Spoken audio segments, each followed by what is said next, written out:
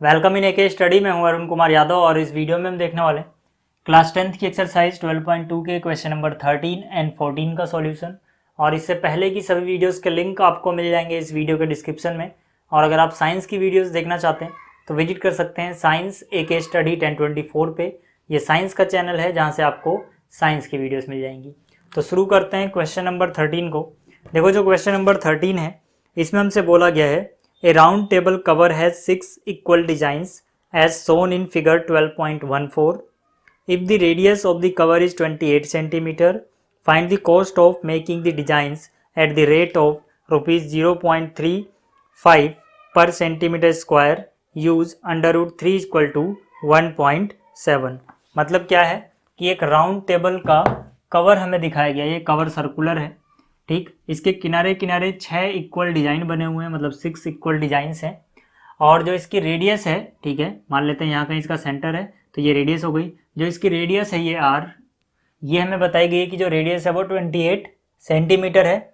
और जो ये डिजाइन बनाने का रेट है, ठीक है, वो हमें बताया गया है 0.35 पर सेंटीमीटर स्क्वायर। मतलब हर एक सेंटीमीटर स्क्वायर पे इतनी कॉस्ट लगेगी।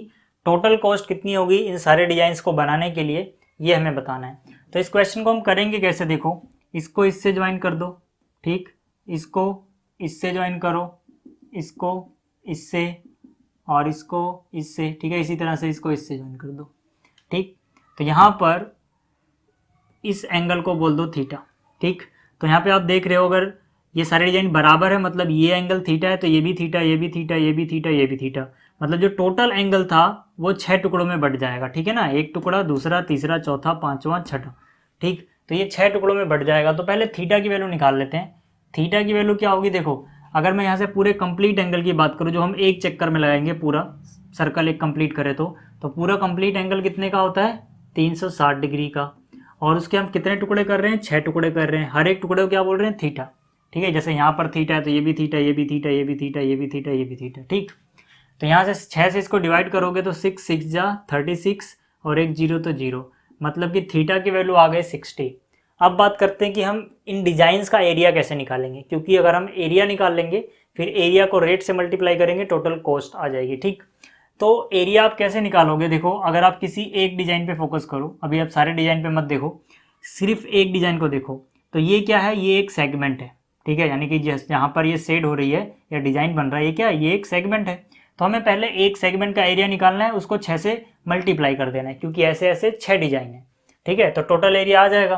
तो मैंने यहाँ पे लिखा area of all designs,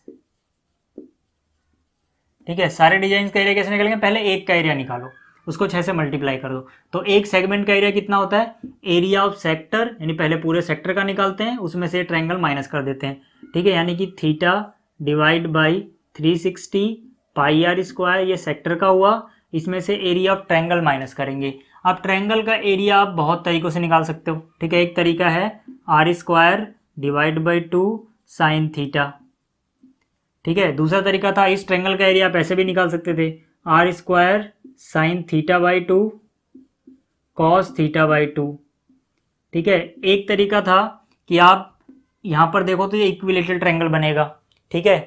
theta की वैल्यू कितनी आई है, 60। तो यहाँ से ये रेडियस इसके बराबर होगी, यानी इस ट्रायंगल में ये वाला एंगल इस वाले एंगल के बराबर होगा।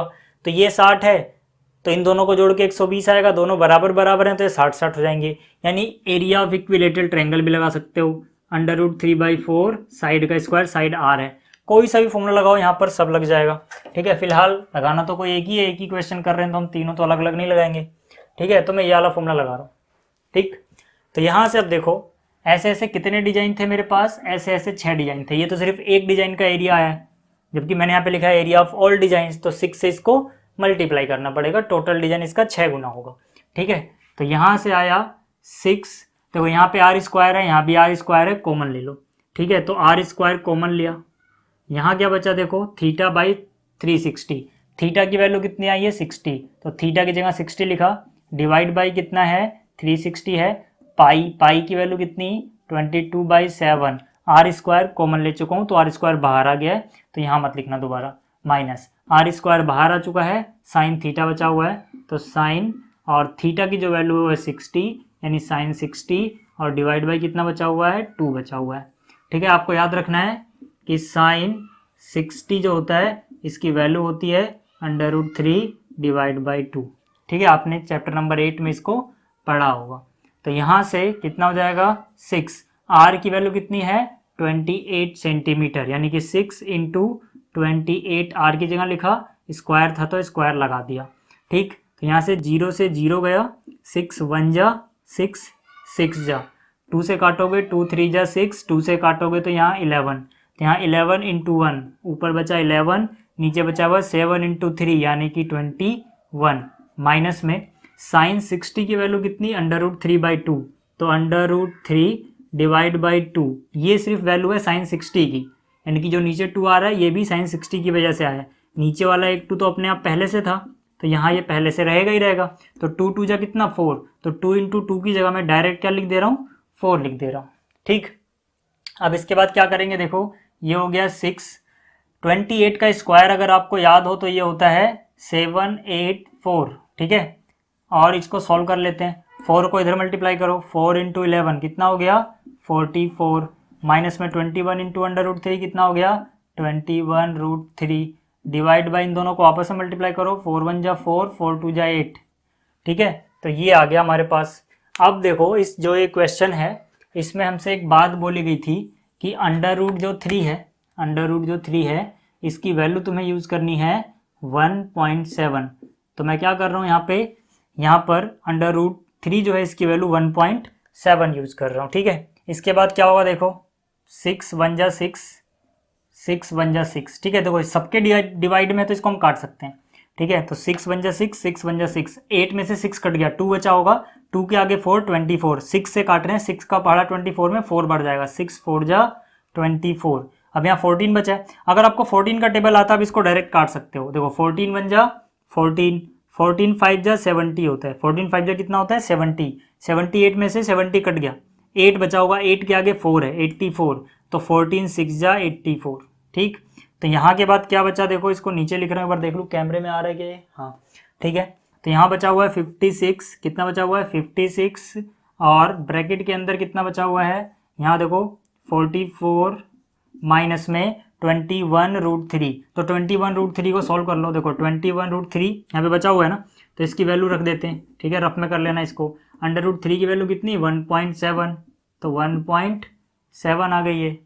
तो यहाँ से कितना 17 का टेबल डायरेक्ट पढ़ लो, 17 1 जा 17, कैरी हुआ 1, 17 2 जा 34, और 1 जो कैरी हुआ था 35, एक के बाद पॉइंट है तो एक के बाद पॉइंट लगा दो, यानी कि 44 माइनस 21√3 जो था इसकी वैल्यू आ गई सीधा सीधा 35.7। ठीक, तो अब हमें क्या करना है, 44 में से ये 35.7 माइनस कर लेना है। तो यहाँ पर 44 के बाद पॉइंट नहीं है तो 0.0 लगा दो, और 35.7 माइनस कर लो, 0 में से नहीं जाएगा, एक हासिल लेंगे, 10 में से 7 गया 3, या 3 बचा होगा, 13 में से 5 गया 8। ठीक है, तो कितना आया 8.3।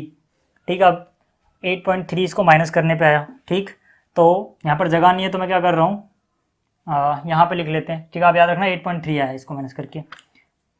ठीक, यहाँ बचा हुआ है 56, और ब्रैकेट के अंदर क्या बचेगा 8.3, मतलब 56 को 8.3 से मल्टीप्लाई करना है। तो यहाँ से मैंने क्या किया 56 इंटू 8.3, तो 3 6 जा 18, कैरी हुआ 1, 3 5 जा 15, और 1 16, 8 6 जा 48 का 8, कैरी हुआ 4, 8 5 जा 40, और 4 44। ठीक है, तो यहाँ 8 और 6 14 का 4, कैरी हुआ 1, 4 1 5 और 1 6, और ये 4।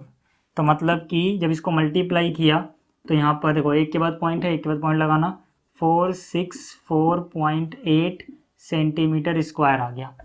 ठीक है, तो यहाँ से क्या हुआ है, देखो अब तक हमने क्या किया है, 6 के 6 डिजाइन का एरिया निकाला। ठीक है, सबसे पहले एक का निकाला, उसको 6 से मल्टीप्लाई किया, इसको सारी वैल्यू रख के सॉल्व किया। तो यहाँ जगह नहीं थी तो अगला स्टेप मैंने यहाँ लिखा है, तो मतलब area of all designs is equal to कितना आ गया 464.8 सेंटीमीटर स्क्वायर। ठीक, अब इसके बाद क्या था, इसके बाद हमसे बोला, देखो हमें जगह नहीं है इसलिए इसको मिटा रहा हूँ। इसके बाद हमसे बोला गया था कॉस्ट बताओ सबकी। ठीक है, तो टोटल कॉस्ट कैसे निकालेंगे, देखो टोटल कॉस्ट कैसे निकलेगी, जो टोटल एरिया आया है, टोटल एरिया कितना है 464.8, ठीक है, ये हमारा क्या है टोटल एरिया, इसको मल्टीप्लाई कर देंगे जो रेट था, ठीक है, हर एक सेंटीमीटर स्क्वायर पे इतने रुपए देने पड़ रहे थे, यानी कि 1 सेंटीमीटर स्क्वायर का दाम इतना था, तो इतने सेंटीमीटर स्क्वायर का दाम कितना होगा, इसको हम मल्टीप्लाई कर देंगे 0.35 से, जो आएगा वो हमारा आंसर हो जाएगा, ठीक है। तो यहाँ पर ठीक है रफ में मल्टीप्लाई कर लेते हैं, कितना आया है 464.8 इंटू में है 0.35, ठीक है, मल्टीप्लाई करो, 5 8 जा 40 कैरी हुआ 4, 5 4 जा 20 और 4 24 कैरी हुआ 2, 5 6 जा 30 और 2 32 कैरी हुआ 3, 5 4 जा 20 और 3 कितना आ गया 23, ठीक, एक क्रॉस लगाओगे, 3 8 जा 24 का 4 कैरी हुआ 2, 3 4 जा 12 और 2 14 कैरी हुआ 1, 3 6 जा 18 और 1 19 कैरी हुआ 1, 3 4 जा 12 और जो 1 कैरी हुआ था 13, ठीक है। तो यहाँ से कितना आ जाएगा, ये 0 4 और 4 8, 4 2 6 और 3 12 का 2 हासिल 1, 3 2 5 और 1 6 और ये 1, 3 के बाद पॉइंट है, 2 के बाद यहाँ और 1 के बाद यहाँ, तो 1 2 3 छोड़ो पॉइंट लगा दो, तो 162.68, पॉइंट के बाद 0 ना लिखो कोई दिक्कत नहीं है, तो यहाँ पे आया 162.680 है, मत लिखो कोई दिक्कत नहीं है, इतने रुपीस, तो टोटल कॉस्ट आएगी 162.68 रुपीस, ठीक है। तो ये क्वेश्चन आपको समझ में आ गया होगा। अब बात करते हैं अगले क्वेश्चन की, ठीक। अब देखो जो क्वेश्चन नंबर 14 है, इसमें हमसे बोला गया है area of sector of angle P of a circle of radius r is option A B C and D, इनमें से हमें सेलेक्ट करना है, मतलब कि यहाँ पे हमें एक सेक्टर का एरिया बताना है जिसका एंगल यानी कि थीटा जो दिया गया है वो पी है, और जिसकी रेडियस यानी कि आर की वैल्यू दी गई है कैपिटल आर, ठीक है। तो यहाँ पे सिंपल सी बात, एरिया ऑफ सेक्टर, ठीक है, जो हमारे पास होता है वो होता है theta divide by 360 pi r square, theta की वैल्यू कितनी दी गई है पी, थीटा की जगह आप पी पुट कर दो, डिवाइड बाई कितना है 360 पाई आर स्क्वायर, आर की वैल्यू दी गई है कैपिटल आर, तो आर की जगह हम लिखेंगे कैपिटल आर इसका स्क्वायर, ठीक है। जैसे हमारा ये आंसर आ गया, हम देखेंगे कि ये किससे मैच कर रहा है, तो यहाँ पर इससे मैच नहीं हो रहा, आर का स्क्वायर है, ठीक है, यहाँ पर आर का स्क्वायर है लेकिन नीचे कितना है 180, इससे भी मैच नहीं हो रहा, ठीक है, इससे भी मैच नहीं हो रहा, डायरेक्ट देखें तो इससे भी नहीं मैच होगा, लेकिन अगर यहाँ पर हम थोड़ा सा दिमाग लगाएं तो यहाँ पे ऊपर 2 फालतू है और नीचे भी 2 टाइम्स फालतू है, मतलब क्या है कि यहाँ पे अगर मैं ऊपर नीचे 2 से मल्टीप्लाई कर दूँ, ठीक है, यहाँ पर भी मैंने 2 से मल्टीप्लाई किया, यहाँ भी 2 से मल्टीप्लाई किया, तो इससे मैच कर जाएगा। कैसे, देखो ये हो गया p, 2 पहले लिख सकते हो आप, तो p इंटू में ये क्या हो गया 2, ठीक है, 2 को मैंने पहले लिखा, फिर ये पाई और ये आर स्क्वायर, ठीक है, डिवाइड बाई 2 इंटू में 360 कितना होता है 720, तो मतलब ये किससे मैच हुआ ऑप्शन डी से, तो हमारा ऑप्शन डी जो है वो करेक्ट है, ठीक। तो इस वीडियो में इतना ही, उम्मीद आपको ये दोनों क्वेश्चन समझ में आए होंगे। थैंक्स फॉर वॉचिंग, जल्दी मिलते हैं अगली वीडियो में।